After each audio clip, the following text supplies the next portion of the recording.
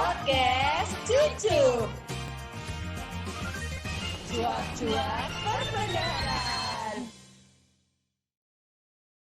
Assalamualaikum warahmatullahi wabarakatuh.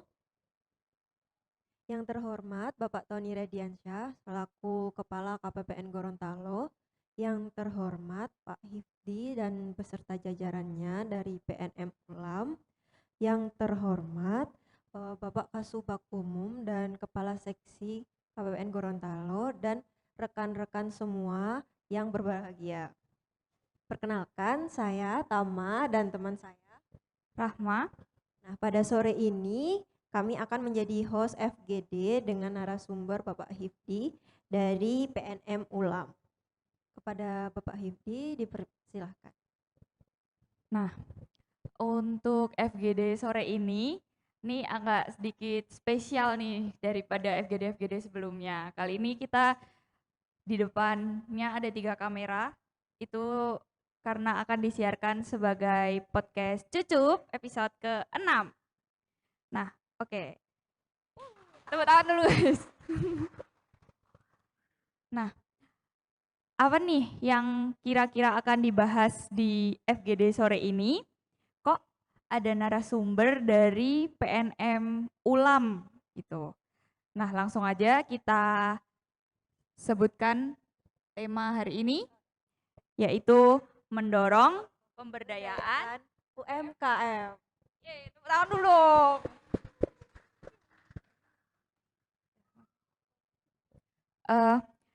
Untuk yang pertama kali dulu, karena kita belum kenal nih sama narasumbernya, kepada Bapak Hifdi silahkan untuk memperkenalkan diri.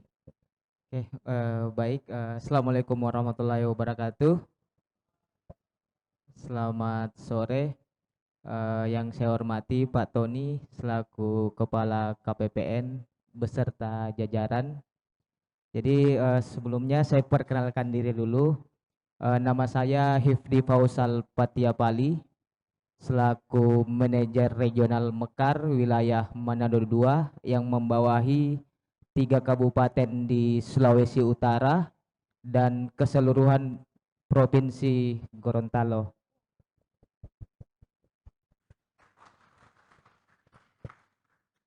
Nah, sebenarnya pembahasan kita kali ini tuh masih sambungan dari episode Cucup yang kelima. Karena episode Cucup yang kelima tuh kan kemarin membahas UMI. Nah, kira-kira apa sih UMI itu kata Mah? Nah, UMI ini adalah pembiayaan ultramikro yang diberikan kepada pelaku usaha wirausaha yang belum bisa difasilitasi oleh perbankan. Jadi pemerintah memberikan fasilitas berupa UMI ini. Tuh. Oke, Bapak-bapak dan Ibu sama teman-teman juga, PNM Ulam ini merupakan salah satu pihak penyalur UMI dari PIP kepada debitur. Untuk lebih lengkapnya, kita langsung tanya aja ke Bapak. Pak, apa sih sebenarnya PNM Ulam itu? Oke, baik. Jadi sebelum masuk ke PNM Ulam atau PNM Mekar, jadi sebenarnya permodalan nasional madani ini mempunyai 2 skim produk. Yang pertama adalah Ulam, yang mana unit layanan modal mikro untuk nasabah-nasabah yang sifatnya individu. Kemudian juga mempunyai agunan dan juga dia posisinya per bulan gitu. Dan untuk modal usahanya atau modal kerjanya mulai daripada 25 juta ke atas. Nah, untuk yang kedua kebetulan di sisi saya sendiri itu programnya itu produk Mekar. Nah, PNM Mekar ini diluncurkan pada tahun 2016 di mana yang menjadi sasarannya adalah ibu-ibu prasejahtera atau perempuan gitu yang berbasis kelompok dan tanggung renteng.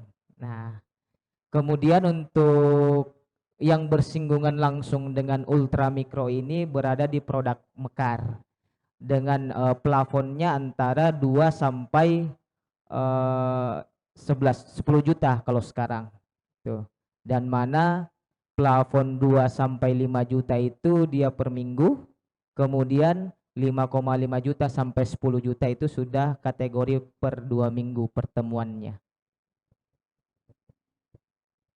Jadi apa bedanya PNM Ulam ini dengan PNM-PNM yang lain, Pak?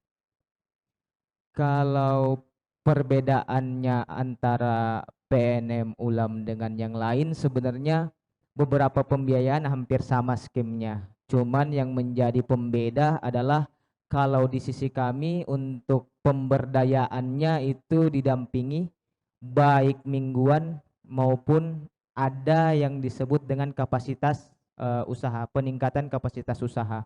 Jadi nasabah-nasabah yang ada di PNM baik PNM Ulam maupun Mekar itu diberikan bukan hanya modal kerja. Jadi modal kerja itu kita berikan juga kita berikan pendampingan usaha. Pendampingan usaha itu dilakukan di pertemuan kelompok mingguan. Pertemuan kelompok mingguan itu contohnya kita berikan pendampingan bagaimana mengelola usaha. Kemudian bagaimana ini kan sistemnya eranya digitalisasi sehingga kita mengangkat nasabah-nasabah kita itu untuk berwirausaha ataupun memasarkan usahanya ke media sosial. Kemudian juga sekarang untuk nasabah-nasabah Mekar juga baik Ulam maupun Mekar itu kita berikan pendampingan kapasitas usaha baik setiap bulan. Ini sekarang kita melakukan pendampingan untuk debitur-debitur dalam hal ini pembuatan nomor induk berwirausaha. Jadi kan selama ini di masyarakat adalah bagaimana mendapatkan izin itu hanya sebatas memahami surat keterangan usaha. Nah, dengan dipangkasnya beberapa pintu untuk mendapatkan izin usaha sehingga sekarang kita lebih fokus kepada bagaimana debitur kami itu mendapatkan nomor induk berwirausaha. Sekarang untuk Manado 2 itu sudah ada 600 debitur yang sudah memiliki nomor induk usaha. Banyak juga. Berarti peranan PNM dalam penyaluran ini banyak banget ya Pak. Dari mulai dia penyaluran sampai pendampingan sampai dia publikasi ke publik gitu. Kalau wilayah kerjanya itu berarti bukan cuma dia kabupaten, kota atau ini ya, bukan per provinsi. Tadi yang disebut Manado 2 itu gimana maksudnya Pak? Jadi sebenarnya untuk wilayah Gorontalo sendiri ini wilayahnya adalah Manado 2. Kenapa Manado 2? Karena kantor wilayah cabang kami ada di Manado sehingga mengikut nama wilayahnya. Jadi Manado 2 ini mencakup Provinsi Sulawesi Utara yaitu Bolang Mongondo, Bolang Mongondo Utara, kemudian Bolang Mongondo Selatan. Untuk Provinsi Gorontalo ini kita ada 23 unit. 23 unit ini hampir di semua kabupaten kota yang ada di Gorontalo ini sudah ada semua PNM Mekar. Jadi Mekar itu membina ekonomi keluarga sejahtera.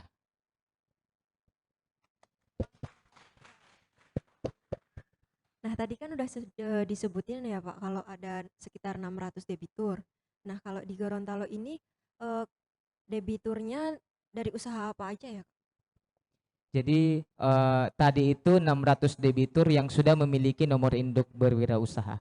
Nah, kalau untuk Provinsi Gorontalo sendiri, debitur yang kami kelola itu sebanyak 85.000 debitur dengan jumlah penyaluran itu di angka 259 miliar dan outstanding saat ini kami yang kelola adalah 236 miliar sampai bulan Oktober tahun 2022. Itu kebanyakan bidangnya apa Pak? Apa kayak mungkin dari bidang penjual, maksudnya apa sih, industri makanan kah atau dia pernak-pernik gitu? Sebenarnya untuk nasabah-nasabah kami itu rata-rata kalau kita berbicara dominan itu lebih kepada makanan jadi dengan sembako. Nah, di samping daripada itu ada juga yang beberapa yang kerajinan, kerajinan tangan, utamanya kayak apa yang di sini itu yang kain, Karau? ya Oh, kain karau. karau. Ih, keren juga tapi. Hah, masih speechless dengan 85.000. Wow. Kalau ini Pak, syaratnya untuk menjadi debitur UMI itu bisa disebutkan nggak Pak? Kalau PNM Mekar itu syaratnya adalah yang pertama harus perempuan atau ibu-ibu rumah tangga. Jadi memang spesial untuk perempuan. Kemudian yang kedua usianya antara 18 sampai 63 tahun. Kemudian harus punya kelompok dengan jumlah anggota 10 orang minimal, maksimal 30 orang. Kemudian bukan honorer, bukan ASN, bukan istri Polri, bukan eh, istri tentara ataupun ibu-ibu pejabat. Nah, kemudian selanjutnya adalah apakah harus memiliki usaha dulu baru mendapatkan. Jadi untuk PNM Mekar sendiri tidak mesti punya usaha. Mau punya usaha ataupun belum memiliki usaha itu kita fasilitasi.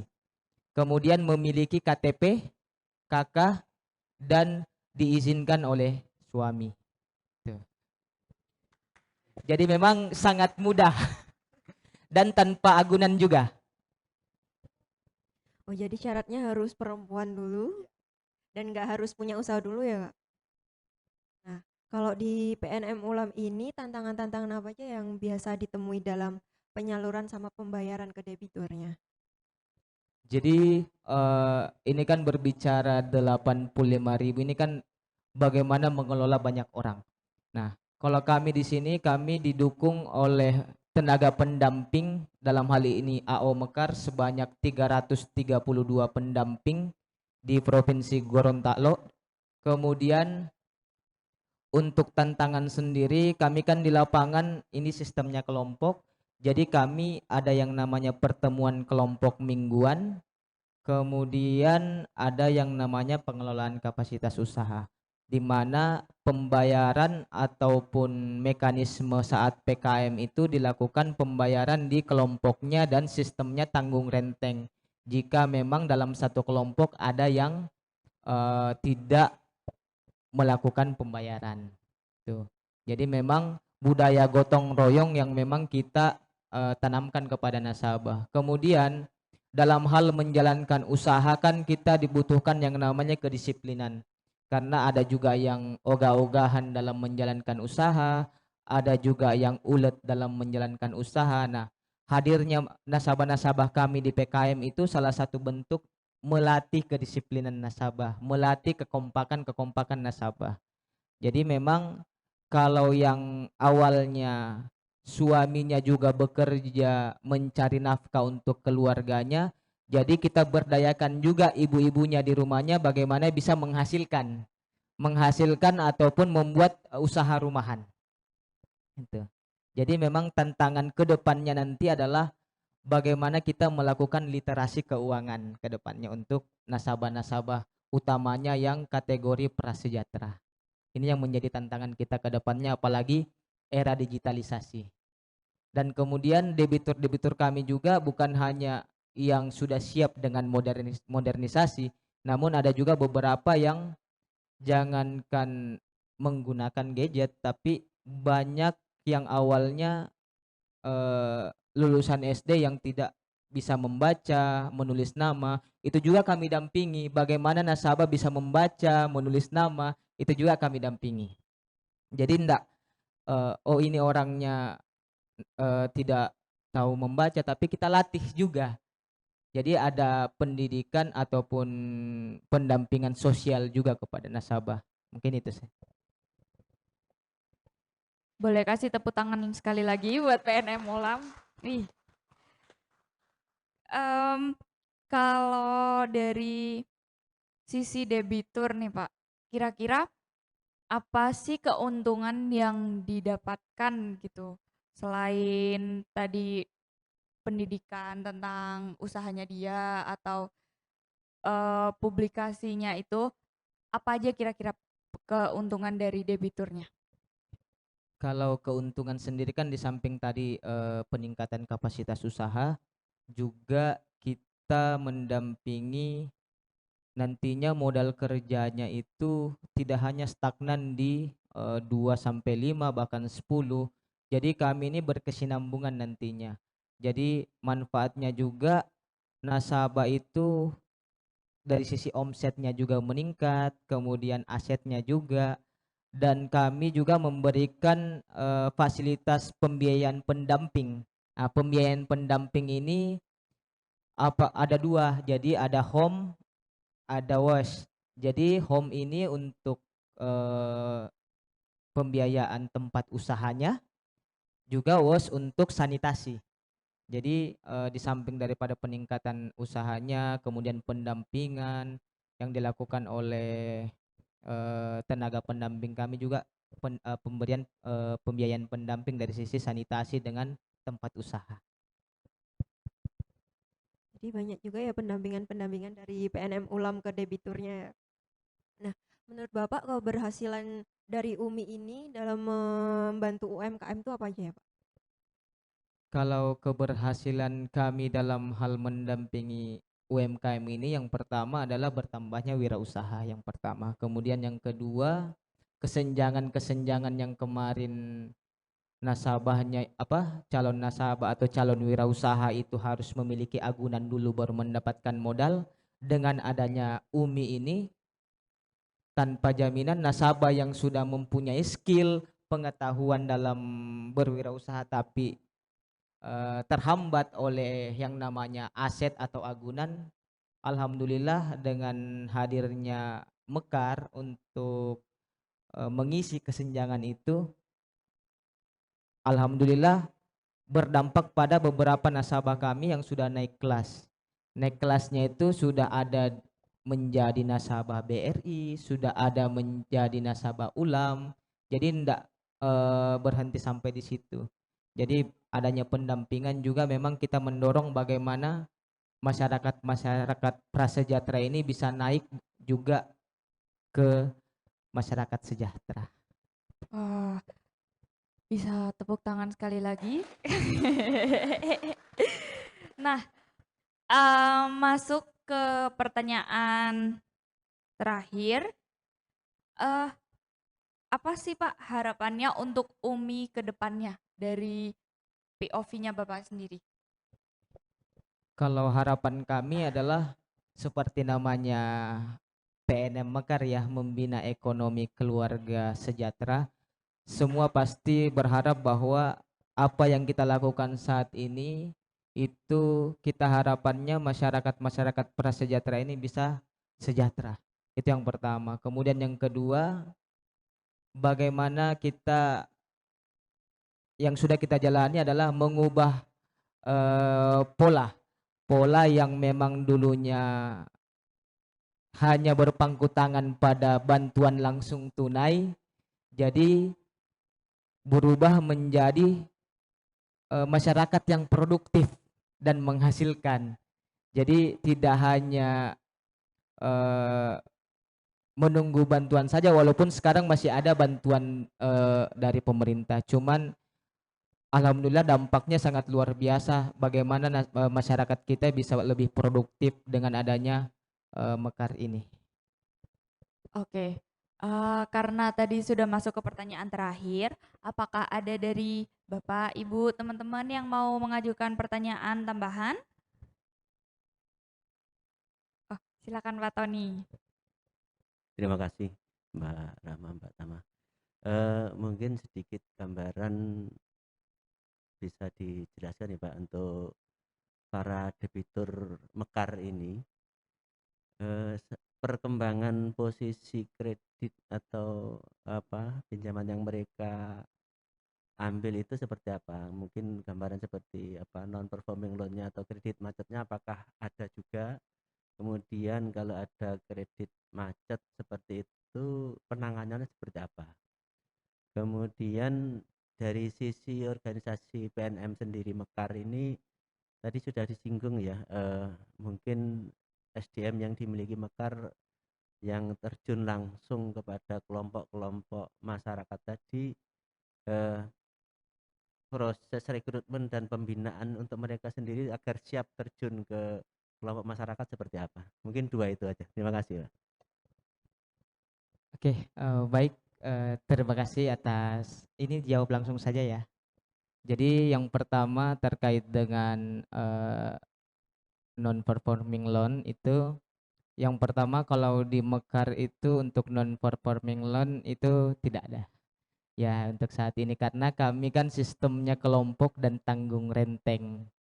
Jadi kekuatan Mekar ini memang secara agunan memang tidak ada, tapi secara pengikatan pembiayaan itu adanya di kelompok. Jadi sebelum masuk menjadi debitur, yang pertama adalah nasabahnya itu calon debiturnya kita lakukan persiapan pembiayaan selama 3 hari. Nah, sebelum ke persiapan pembiayaan 3 hari, memang awalnya anggota kelompok ini diberikan kesempatan untuk memilih anggotanya. Jadi kekuatannya pada saat awal kita sudah sampaikan bahwa ketika ada masalah yang bertanggung jawab adalah satu kelompok, sehingga di awal kita berikan kesempatan untuk memilih anggotanya. Kemudian yang kedua, untuk persiapan pendamping itu kita ada namanya training lapangan. Jadi memberikan pemahaman terkait dengan mekanisme kerja, kemudian mencontohkan di lapangan. Jadi memang pada saat komunikasi ke nasabah ini banyak hal yang memang menjadi tantangan, tapi sebelum teman-teman melakukan pendampingan ke lapang ada yang namanya training dulu. Training, kemudian memberikan pemahaman bagaimana mengelola produk ini, bagaimana syarat-syaratnya, kemudian lakukan sosialisasi di lapangan. Dan untuk tenaga pendamping kami sejumlah 332 orang, itu semuanya perempuan yang rata-rata usianya 18 sampai 22 tahun. Kalau saya memang kebetulan waktu itu ada programnya. Kemudian Pak, untuk sedikit juga beberapa juga nasabah kami yang awalnya kerja bikin usahanya sendiri, sekarang ada beberapa debitur kami juga yang sudah mempunyai karyawan juga di usahanya. Alhamdulillah, itu yang kami syukuri juga, bagaimana pelaku UMKM ini juga membuka lapangan pekerjaan yang baru.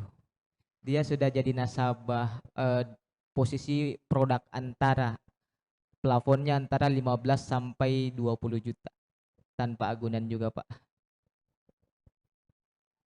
Oke, sepertinya waktunya sudah menunjukkan hampir jam 5. Jadi sudah waktunya untuk pulang. Terima kasih Bapak atas waktunya untuk saling sharing di KPPN Gorontalo. Sudah menyempatkan waktu untuk menjadi pembicara hari ini. Saya dan Tama sebagai host hari ini juga memohon maaf apabila ada kesalahan dalam berbicara maupun pembawaannya. Terima kasih teman-teman dan bapak-bapak, ibu-ibu atas waktunya. Wassalamualaikum warahmatullahi wabarakatuh. Selamat sore.